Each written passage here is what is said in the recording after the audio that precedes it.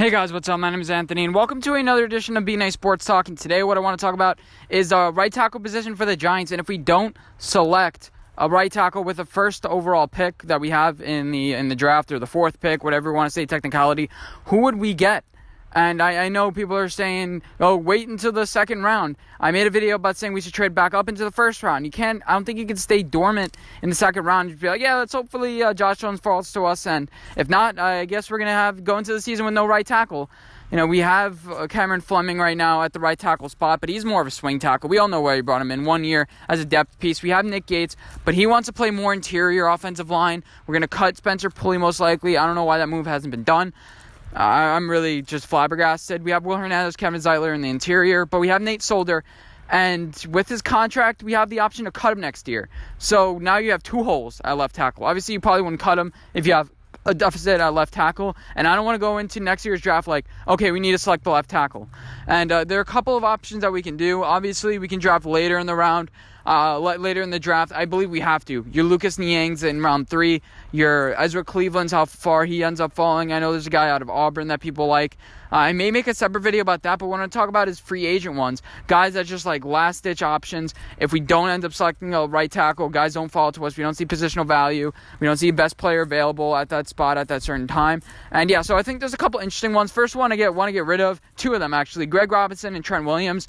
So Trent Williams, he's going to want to, right when he signs with us, he's going to want to sign a $20 million deal. He may give us a little bit of a pay cut since we do exist in the same division as he is right now, but he's going to have a first-round pick plus extra, because the Redskins are like, trading in division, yeah, that comes at a premium. And even if he is on the roster, he's 31 years old. We haven't seen him play in 2 years. Is he going to be great? You know, we'd move Nate Solder over to right tackle. I think he's familiar with right tackle, but, you know, expensive. You know, we'd be paying the offensive line $36 million, and I'd be a hypocrite to say that I like this, because I said I'm not going to pay Jack Conklin $16 million, $17 million.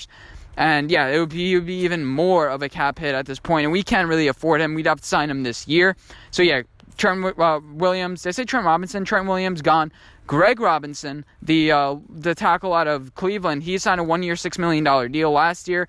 The contract's up, but they found weed in his Mexico, something like 100-something pounds of weed. Yeah, we're not going to bring a guy like that on the roster. I mean, we'd have to be really desperate. If we brought him in, oh God, I don't even want to know what our right tackle position spot is going to be like. You know, it would be a really bad sign. But getting into two legitimate prospects that we can get, one of them is Jason Peters. He's 38 years old. Not sure when he turns 39. Sorry, I didn't do that research. But he's been a staple for left tackle for the Eagles for years. They're moving on to Andre Dillard. Good for them. They made a smart draft pick, jumping over the Houston Texans to select their left tackle of the future. And we'll see if he ends up panning out. But Marcus Peters, he has all the ability. I think, you know, he's 38 years old. Sign him to a 2-year deal. His market value is around $7.5 to $8 million. Sign him to a 2-year, $15 million contract. Be like, hey, you're going to be in the same division, so you're going to be playing in the same team, same locker rooms. You're familiar with the coaches. You're familiar with a lot of things, even though a lot of things have changed over the past year. But you're familiar with a lot of things. You're going to work with a rookie quarterback, teach him the ways. You have a Super Bowl experience. Did he go to the Super Bowl back in 2005? I don't think so, but you know, he went to the Super Bowl in 2018. Then you have also Nate Solder, so you have more experience on this offensive line. That's going to help us. But I said a couple months ago, we need youth on this offensive line. We need youth. We need these guys to grow up together. Jason Peters would be a short-term solution, especially. I wouldn't mind if we dropped the guy later in the rounds and just develop, see what he's worth. And then, you know, Jason Peters, if he ends up not being good, start the guy at right tackle to see whether he develops or not, and then move off the contract next year. Jason Peters, it has good things written all over it, even though he's old. But he says he'd be open to play right tackle, and if he can play in the same division, familiarity, that'd be great. Let me know what you guys think about this. Is there a point that I didn't mention? Do you have any insight about Jason Peters that I'm not saying? Because you know, sometimes people have some interesting insight. And then finally, I want to mention Isaiah Wynn, and you may be wondering, who the hell is Isaiah Wynn? I have no idea who he is. He's the Patriots left tackle of the future, and take a look at it. He hasn't played that many games, and the reason why he hasn't played that many games is he's been injured. But the Patriots selected him with the 23rd overall pick in the, I think, 2018 draft. So he's a good prospect. He's great at around 2. They say, I'll throw up the pros and cons here, but he has great agility, plays like a tackle more than a guard, but he's built more like a guard, which is a little bit concerning. Again, those injuries are a little bit of a concern too with him, but great quickness, great speed, power, great run blocking, could help out with Isaiah Wynn. Now, the main question is, what would he cost? And plus, I forgot to mention, Trent Williams would cost a first-round draft pick plus more. I'm not sure if I mentioned that. But, yeah, so what would he cost? He got drafted in the first round. He's a little bit of damaged goods. When you have damaged goods, you usually don't trade them. You just keep them on the roster and see what you can milk out of them. It's not really that, like, oh, we got to trade him.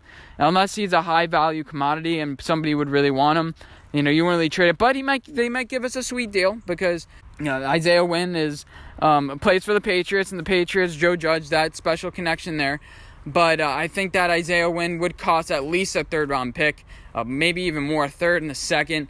You'd give up a lot for him, but I think he can be the left tackle of the future. Not really that much of a sexy pick. I mean, if you had to ask me whether I'd want this like a month ago, I'd say no. He didn't have anything at the combine, so we don't know any of those numbers. If you take a look at it, and let's check out his 2019 stats, because he didn't play that many games. His first season, he missed the entire year. This year, he only played 8 games, but he had the majority of the snap share count, I think, at that left tackle position. He missed half the season. After week 2, he got injured, and then he started up in week 12, played the rest of the way, and that's when the Patriots collapsed, so I'm not sure if that was much of his doing. But if you take a look at his PFF grade, I mean, it's all right. It's definitely better than what we have on the roster right now. And, yeah, so it definitely would be a plug and play, but this guy would be a long-term solution. We'd have to know that this guy's the guy. Joe Judge probably did some scouting on this guy and probably did some due diligence, like, okay, this guy is, he'll be good in this way. So we know we could bring him into the building and already know what he's going to do. And plus, Isaiah Wynn and Isaiah Thomas, you tell me that the two Isaiahs, he got graded at a 70 overall in PFF. And, yeah, so Isaiah Wynn would cost a lot of money, but definitely would be a good option for the Giants. Let me know what you guys think. Which of these is your favorite? Would you still draft the right tackle, or do you think these options are potentially good, especially if you end up getting a perennial Pro Bowler in Isaiah Simmons? But hope you guys enjoy this video, and I'll see you guys in my next one. Bye, guys.